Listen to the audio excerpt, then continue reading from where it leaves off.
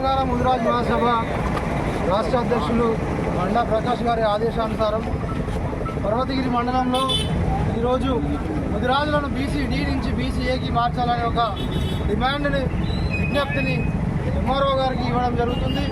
తెలంగాణ రాష్ట్ర ముఖ్యమంత్రి గౌరవ రేవంత్ రెడ్డి గారు వారి యొక్క ఎన్నికల మేనిఫెస్టోలో ముదిరాజులను గుర్తించి ముదిరాజులను బీసీ డి నుంచి ఏకి మారుస్తామని వారికి అభయహస్తం హామీలో ఇవ్వడం జరిగింది.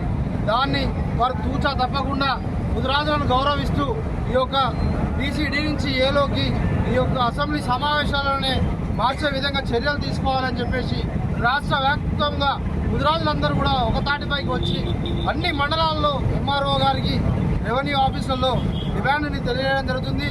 అదేవిధంగా ముదిరాజులకు ప్రత్యేకించి కార్పొరేషన్ని ఏర్పాటు చేయడం జరిగింది.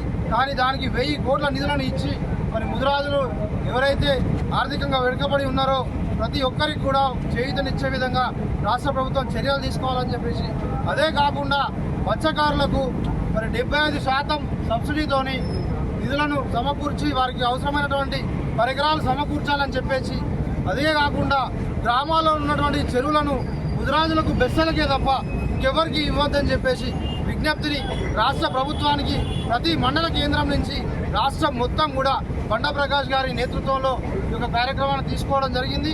మరి ఈ యొక్క కార్యక్రమాన్ని పర్వతగిరి మండలంకు సంబంధించినటువంటి ముదిరాజ్ బంధువులందరూ సోదరులందరూ కూడా పెద్ద ఎత్తున ఈరోజు పర్వతగిరి మండల కేంద్రంలో విచ్చేసి ఎంఆర్ఓ ఆఫీస్కి పెద్ద ఎత్తున ర్యాలీతో రావడం హర్షించదగ్గ విషయం. ఈ యొక్క కార్యక్రమాన్ని విజయవంతం చేసినటువంటి ముదిరాజ్ సోదరులందరికీ కూడా పేరు పేరున ధన్యవాదాలు.